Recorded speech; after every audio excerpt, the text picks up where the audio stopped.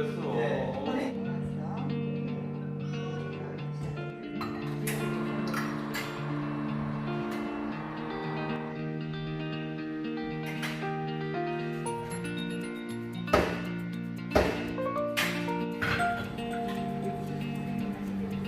빨대. 선생님 맛있게 드세요. 아유, 감사합니다. 안녕하세요 이사님들, 보물이 채널입니다. 여러분들에게 학교란 어떤 의미로 다가오시나요? 걱정되고 불편하고 내 편은 없는 것 같고 자존심을 내려놓아야 할 것 같은 혹시 그런 대상은 아닌가요? 보물이 입학 전 아이를 위해서 내 자존심을 어디까지 내려놓을 수 있을까 생각했던 적이 있습니다. 잠 못 이루는 밤이 깊어질 거라고 생각했었죠. 그러나 제 예상과는 다르게 초등학교를 잘 마쳤고 중학교도 아이가 문제를 일으킨 것에 비해서는 학교의 많은 배려가 있었습니다.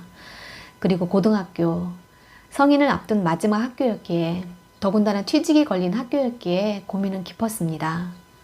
보물이가 갈 수 있는 학교는 3군데, 그중 선택을 해야 했는데 참 힘들었습니다. 그래서 보물이에게 선택권을 넘겼죠. 이사를 왔기 때문에 버스를 타고 다녀야 하는 제일 먼 곳, 낯익은 친구들과 선생님들이 있는 이 학교를 보물이는 선택했습니다. 졸업하고 나서도 몇 번 방문했던 학교를 오랜만에 다시 찾았습니다. 언제 와도 참 편안한 곳입니다. 보물이가 학교 다녔을 때도 그렇고 졸업하고 나서도요. 보물이는 고등학교 입학하면서부터 달라지기 시작했습니다. 물론 사춘기를 벗어나서일 수도 있지만 이곳에는 보물이가 좋아하는 선생님들이 계시기 때문입니다.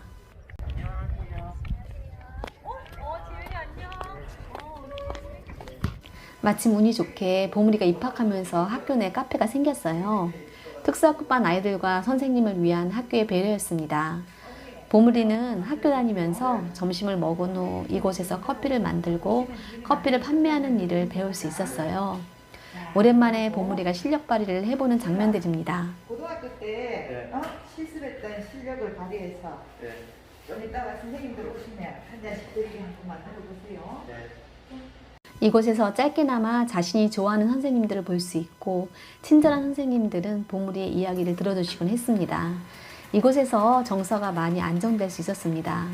저도 중학교 때까지는 매번 학년이 바뀔 때마다 선생님을 찾아뵙고 아이에 대한 상담을 했었지만 고등학교 진학하면서 더 이상 선생님들을 찾아뵐 필요가 없었습니다. 그냥 교복을 입고 인사하고 나가는 보물이의 등을 쓸어주며 잘 다녀오라고 하면서 일상을 지내면 되었어요. 화면에 보이는 여자 선생님이 보물이 특수학반 선생님이세요.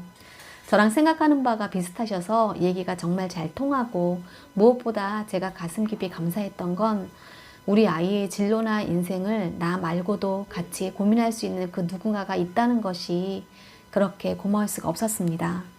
보물이 아빠하고도 잘 나누지 않은 얘기를 선생님과 나누었습니다.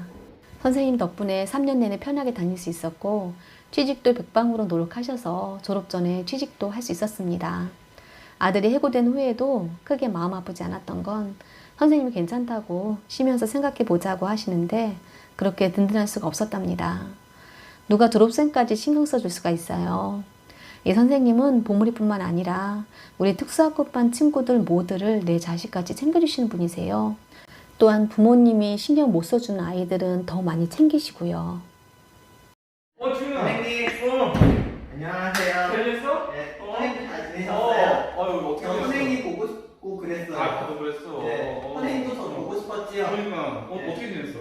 어떻게 지냈냐면요. 응. 제가 집에만 있느라 답답해가지고 실업급여 받는 것보다는 나가서 일하는 게 낫다고 생각을 했어요. 요즘은 승마는 해? 승마는 해요. 승마도 하고 있고? 예. 이분은 고1 때 원반 선생님이세요.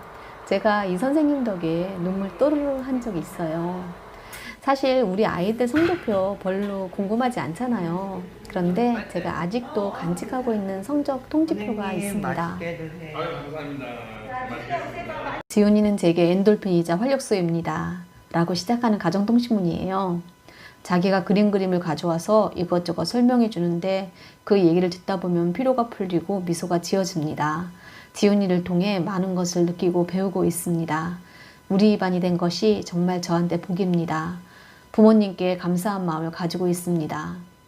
이 대목에서 제가 눈물이 글썽해졌어요. 제가 우리 아들 때문에 누구에게도 감사하다는 말을 들어본 적이 없어요. 지훈이가 행복하게 지낼 수 있도록 최선의 노력을 다하겠습니다. 이렇게 마무리를 하셨습니다. 이때 아이는 선생님에게 보여주려고 그림을 열심히 그렸고 카페에서 아이의 노트를 봐주시는 선생님들이 계셨어요. 이런 선생님들 덕에 지금까지도 일기를 열심히 쓰고 있습니다. 부모님만 아이들을 성장시키고 정서적으로 안정시킨 게 아니에요.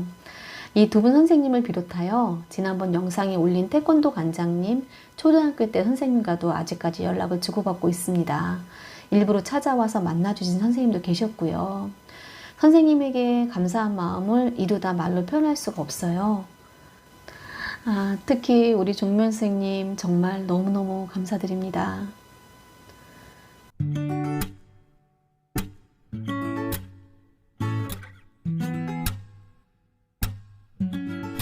누군가의 따뜻하게 건넨 말 한마디가 아이의 마음속에 깊이 저장되는 것 같아요. 이렇게 아들에게나 저한테 학교는 정답고 따뜻한 곳으로 기억되고 있습니다. 지금 보물이의 가벼운 발걸음처럼 늘 그렇게 편안하게 드나들 수 있는 마음속의 추억 같은 그런 곳이기를 소망해 봅니다. 학교에 계시는 우리 아들을 아는 모든 선생님들 진심으로 감사드립니다.